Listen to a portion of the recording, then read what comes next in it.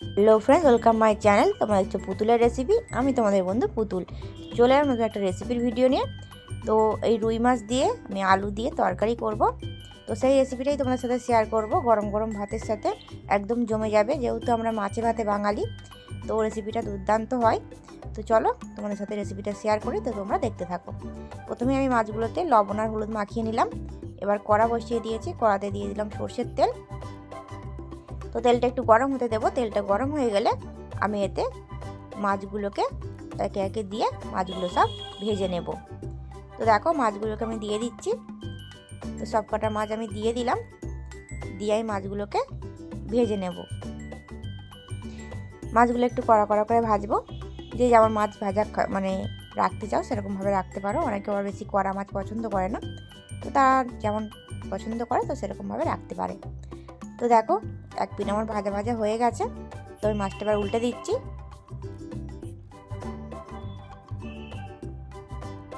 তো মাছগুলোকে আমি উল্টে দিচ্ছি, দেখো।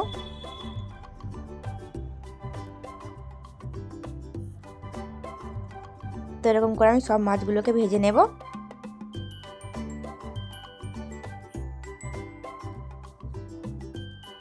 তো দেখো মাছ ভাজা আমার হয়ে গেছে।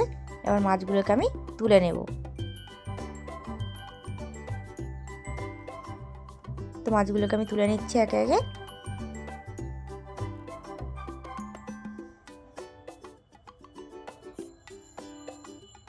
তো আরও 2 পিস মাছ ছিল, সেই মাছ দুটো আমি এতে দিয়ে দিলাম। তো চলো এটাও আমি ভেজে তুলে নেব। তো দেখো মাছ ভাজা আমার হয়ে গেছে সব। এবার এই মাছগুলোকেও আমি তুলে নিচ্ছি।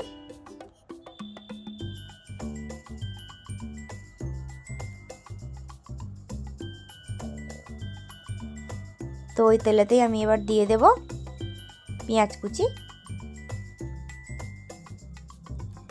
তো কুচিয়ে রেখেছিলাম পেঁয়াজ, তো সেই পেঁয়াজ কুচি দিয়ে দিলাম। একটা বড় সাইজের পেঁয়াজ নিয়েছিলাম, তো সেই পেঁয়াজটাই দিয়ে দিলাম।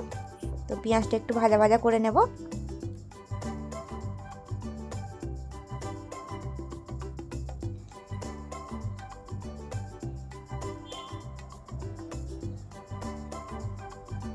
পেঁয়াজটা আমি একটু হালকা করে ভাজা ভাজা করে নিচ্ছি। দিয়ে আমি এর মধ্যে দিয়ে দেবো লম্বা লম্বা করে পিস করে রেখেছিলাম আলুগুলো। তো সেই আলুগুলোকে আমি এতে দিয়ে দিলাম। তো এবার পেঁয়াজ আর আলু ভালো করে একটু ভাজা ভাজা করে নেব।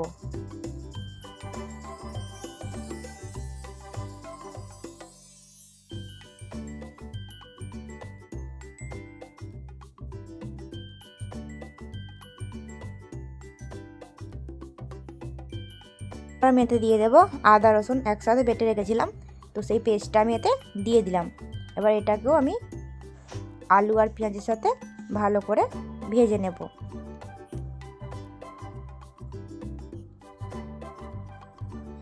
তো দেখো আমি নেড়ে চেড়ে ভালো করে ভেজে নিচ্ছি।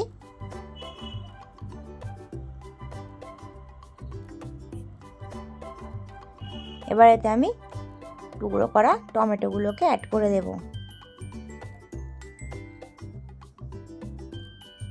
তো সব কিছু ভালো করে কষিয়ে নিচ্ছি, দেখো।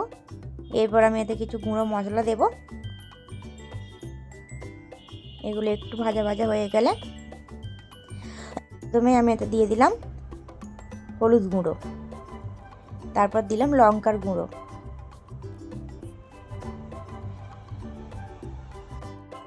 তো এগুলোকে দিয়ে আমি একটু ভালো করে নাড়িয়ে নেব।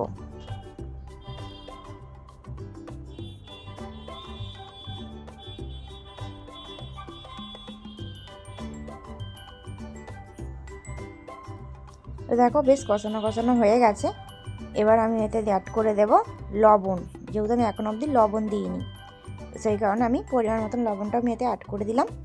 আর সব কিছুকে ভালো করে মিশিয়ে নেব।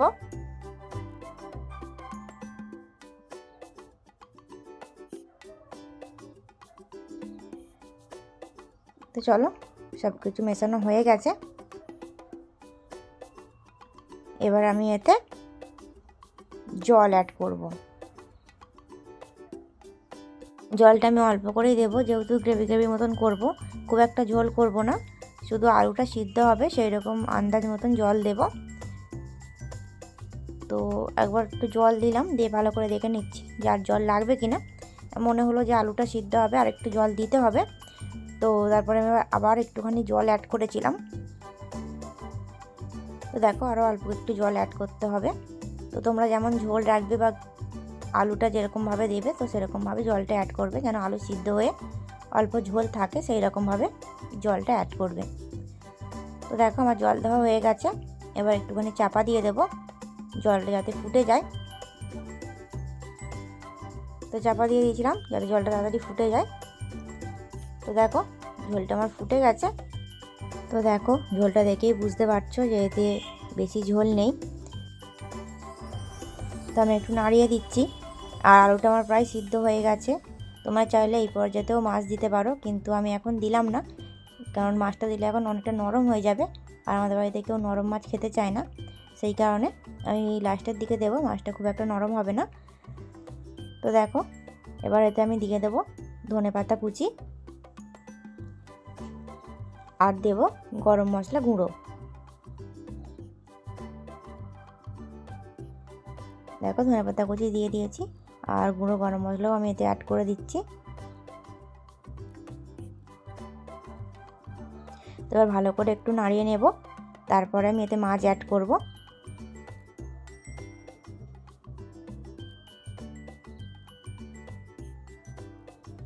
তো দেখো ঝোলটা প্রায় মাখো মাখো হয়ে গেছে। এবার আমি এতে একে একে মাছগুলোকে অ্যাড করে দেব।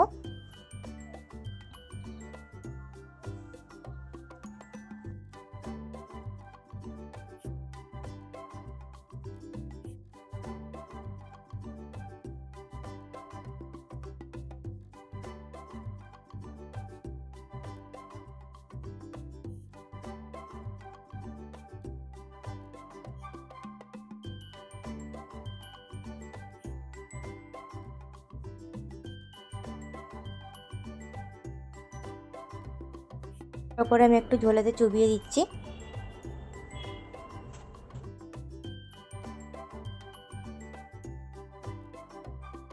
একটুখানি চাপা দিয়ে দেব। তো দেখো 5 মিনিট পরে ঢাকনাটা খুললাম। দেখো রেসিপিটা আমার প্রায় হয়ে গেছে। এবার আমি রেসিপিটা নামিয়ে নেব। দেখে বুঝতেই পারছো ঝোলটা কিন্তু খুব একটা নেই, মাখো মাখোই হয়ে গেছে। তো চলো রেসিপিটা নামিয়ে তোমাদেরকে আমি দেখাচ্ছি।